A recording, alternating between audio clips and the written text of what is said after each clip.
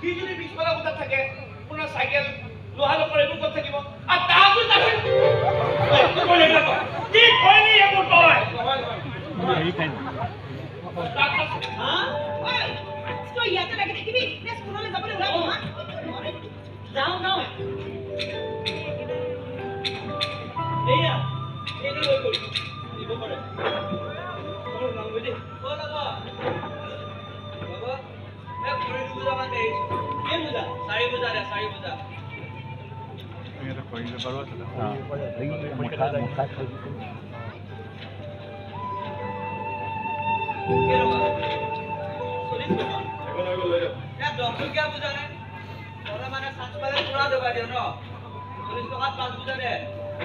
दे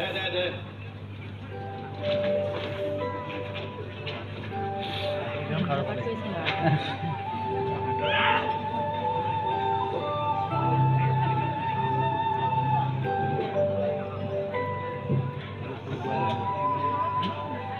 juga no নালে তুমি স্কুলত গৈ খালি বনাব লাগে কলে যাও স্কুললৈ এটা গাঁও পাধি ভাত পানী খাই স্কুললৈ যোৱা নাই স্কুলত বেল মাৰিবলৈ ৰৈ থাকিব হাৰে নালাগে তই স্কুলত গৈ খালি তই ইয়াতে লাগি তই বাপেৰৰ লগতে চাইকেল মেকানিক হ'ব লাগিব বাপেৰ বুঢ়া দোকানখন চম্ভালিব লাগিব নহয় হয়নে যা साइकिल मैकेनिक নহয় इंजीनियर হব কি इंजीनियर ओ দেতা ओ কিবা সিটি দিদি আনিছা নেকি সিটি নহয় এ সাইকেলখন কমিয়ে যাও বুলি আছে জানো কি কথা কিটা শুনি সামনে অলপ সময় থৰ লাগিব ইয়াৰ যদি সদায় এনেকুৱা হৈ থাকে তেতিয়া হলে কি ইয়াৰ ভৱিষ্যত অন্ধকাৰ কই তো সদায় এনেকুৱা হয় নেকি আহিব এনেকৈ ক্ষতি কৰি থাকিলে স্কুলৰ নাম কাটি দিব কাটি মই যদি স্কুলৰ নামটো কাটি দিব লগা নহয় আমি কি ফিজ দিয়া নাই কিয় কাটি কিয় স্কুলৰ কিবা ভৱিষ্যত নেকি সেইখন অসমীয়া স্কুল হে মই তোক ইংলিছ স্কুলৰ নাম লগাই দিম ইংলিছ ইংলিছৰ জুনিয়ৰ ইঞ্জিনিয়াৰ তেখেতক এটা ল'ৰাই কৰি দিছে তেখেতক ল'ৰা নাই আছে নালায়ক নিকম্মা ঘটিকা বস মই থাকোতে ছোৱালী এজনীও আছে কিন্তু কাম নাই নাম কৈছিল পক্ষী ভাবিছিল পক্ষীৰ দৰে উৰি ফুৰিব কিন্তু অনবৰতে টিভি চিৰিয়েল চাই চাই পক্ষী গৈ ব্ৰইলাৰ মুৰ্গীৰ দৰে তলকা লাগি থকা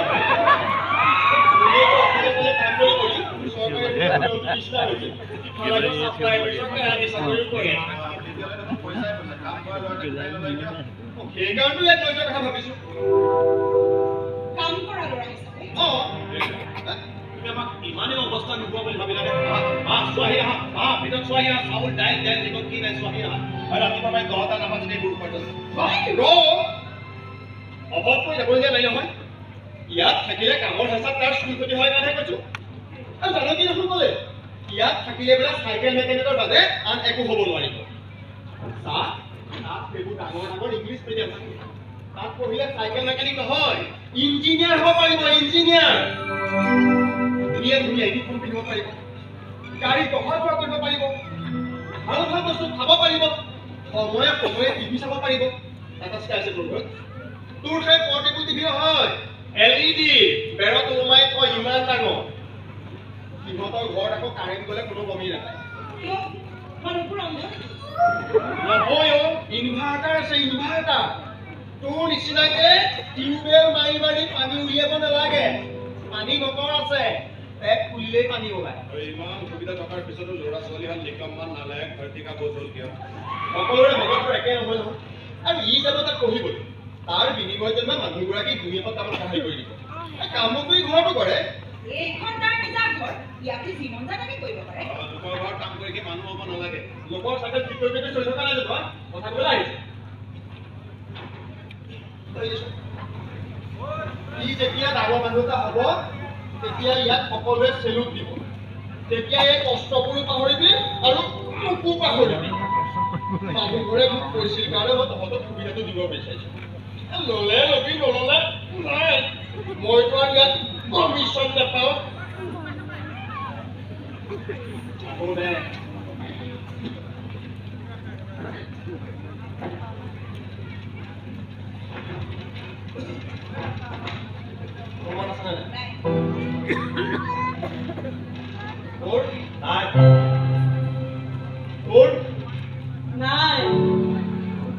মোৰো নাই তেতিয়াহ'লে ইয়াৰ ভৱিষ্যতৰ কথা চিন্তা কৰি কথাটো কৈছোঁ বেয়া নাপাবি আহোঁ দে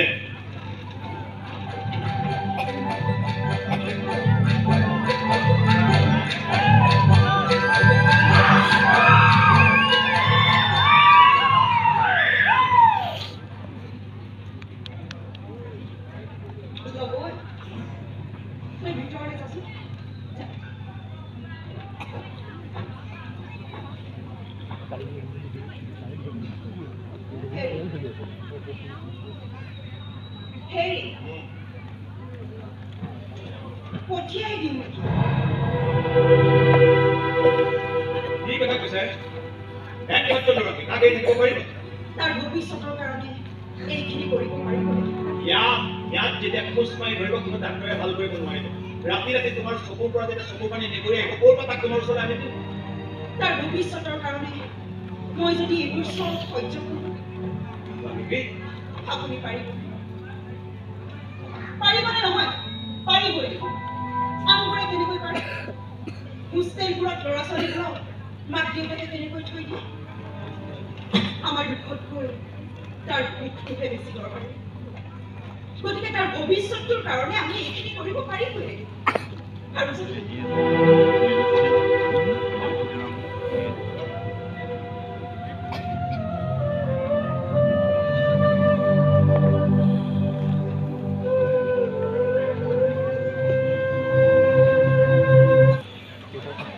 বাপেকে দিবতা নাছিল কিন্তু মাকে দিছে পিছত যদি বাপেকে আপত্তি কৰে কালিলৈকে আপত্তি কৰিছিল কিন্তু আজি ৰাতিপুৱা মই আকৌ গৈ গোটেই কথাটোৰ ওপৰত আঠা মাৰি ষ্টাম্প মাৰি লেটাৰ বক্সত সোমাব পৰা কৰি থৈ আহিছোঁ এতিয়া তেওঁলোকে এড্ৰেছ লিখি লেটাৰ বক্সত সোমোৱাব আৰু মই উলিয়াই আনি আপোনালোকৰ ঘৰত দি দিম তাৰমানে কাম কৰা ল'ৰা হৈ গ'ল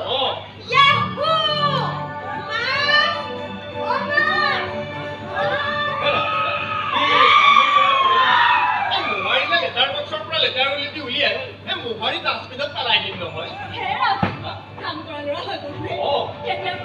কালিলৈ পৰা একদম ৰেজিষ্টাৰ চিঠিৰ দৰে থাকে তেতিয়াহ'লে মই আঠা কথা বুজাই দিম কালিলৈ দিব পাৰিব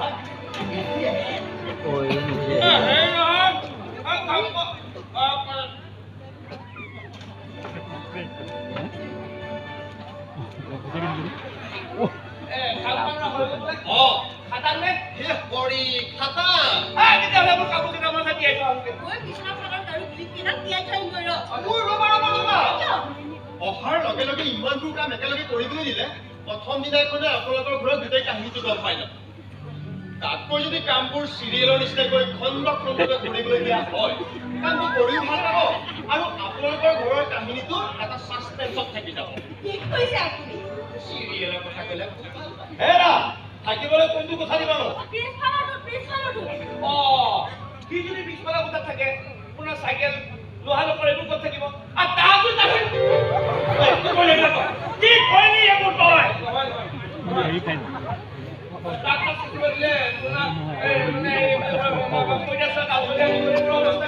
সিহঁতক মৃত্যুদণ্ডেৰে দণ্ডিত কৰা হওক আৰু কথাটো পৰিষ্কাৰ কৰি ল'ৰাটো থকাৰ ব্যৱস্থা কৰি দিয়া হওক তেনেহ'লে আমি আমাৰ অপাৰেশ্যন আৰম্ভ কৰি দিব এতিয়া সেইবোৰ কৰিব নালাগে দেৰটা বাজিবৰ হ'ল মুখ ধুই ভাত খা দেৰটা পাইছেহে নেকি কিয় অকণমান শুই ল'ব পাৰিলে ভূমিকম্প চুমিকম্প আহিলেহে উঠি আহিম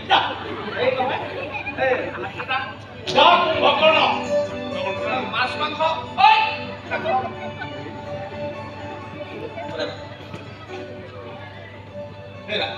অতীতে আমাক ইমান ডাঙৰ সহায় এটা কৰি দিয়ে গতিকে অতীতে আজি আমাৰ লগতে একেলগে ভাত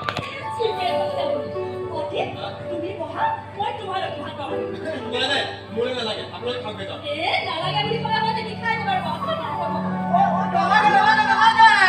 লাগিব লাগিব কিয় নালাগিব তুমি বহা মই আহি আছো কৰো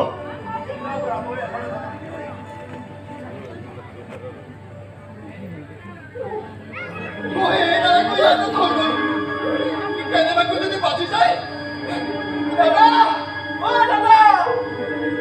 ফোন দেখিব নোৱাৰো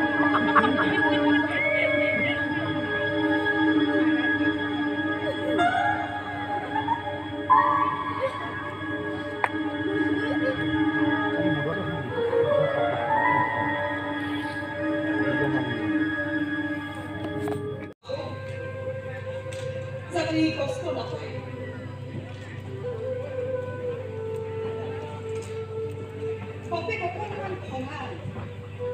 অতি কষ্ট পোৱা বুলি গম পালে লৈ চিন্তা কৰিব নালাগে ই আজিৰ পৰা আমাৰে আমাৰ সৰু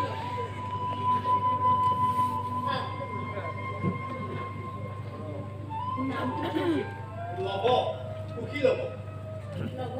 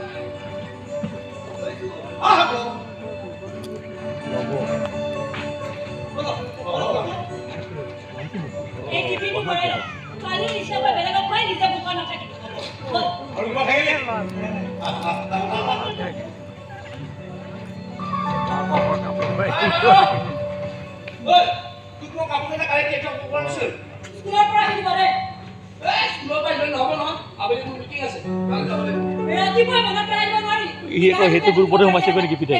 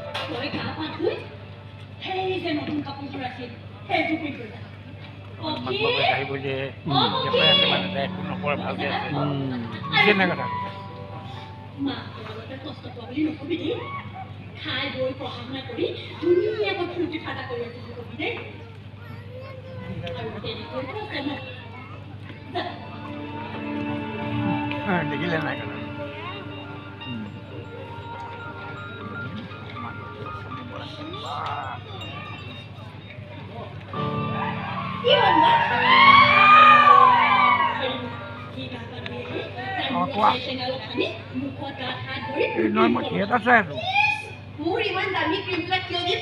একো নহয় ৰে মই এটা চাই আছো এটা ঘৰ পাছত লাগিলে বস্তু লাগে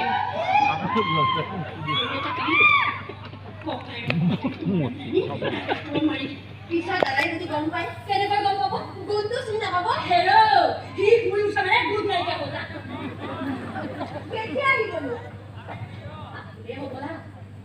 আহিলে শব্দ শুনিবা নহয় কি হ'ল গাড়ী গাড়ী হেল্ল' এটা চাইকেল মেকানিকে গাড়ী নহয় নহয় ঠিকেই কৈছা অ' মা তুমি অলপ চাফ চিকুণ থাকাচোন কেলে কৈছে আছা নহয় এই নাভাবি মই এতিয়া থাকিলে সিহঁতে ভাবিব আমি বেছিকৈ বৰ ভাল লাগে পঢ়া শুনা খাব মই পঢ়াই থাকোঁ নহয় স্কুল ক্ষতি কৰিব দাদাক সহায় মানে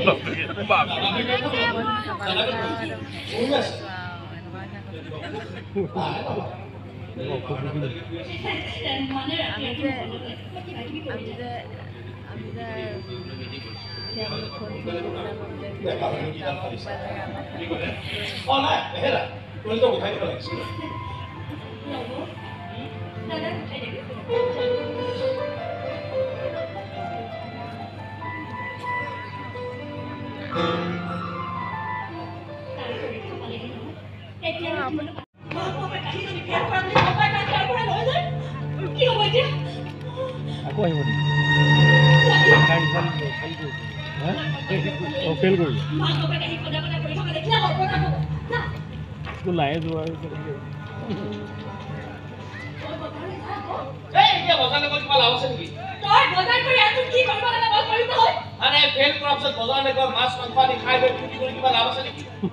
সব তোমালোকৰ কাৰণে হৈছে কিয় কি আপোনাৰ কাম নকৰে কৰে কিন্তু কামৰ মাজত তাক অকণমান পঢ়িবলৈ সময় দিব লাগে কামৰ কাৰণে স্কুল যাবলৈ সময় নাপায় তোমাৰ ছোৱালী তোমাক কামত সহায় কৰিব পাৰে ঠিক আছে কামত সহায় নকৰে নাই তাক পঢ়া শুনা কিন্তু চাই দিব পাৰে এটা থাকিব শুই এজনী থাকিব ফেচবুক টিভি চিৰিয়েল ৱেব জীৱন এটা কিয় কৈ দিয়া কিবা মাক কিয় কওঁ মইতো তাক বুজাই পাৰ পোৱা নাই কেৱল কান্দি আছে এতিয়াও তাক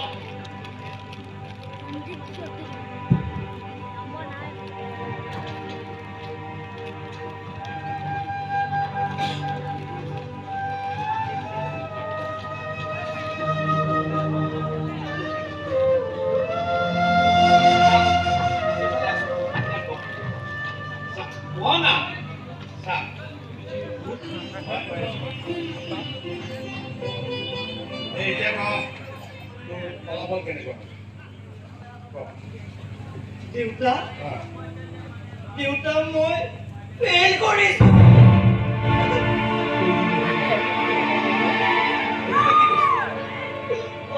সঁচাকৈ কৈছো এইখন চা মই চবতেই ফেল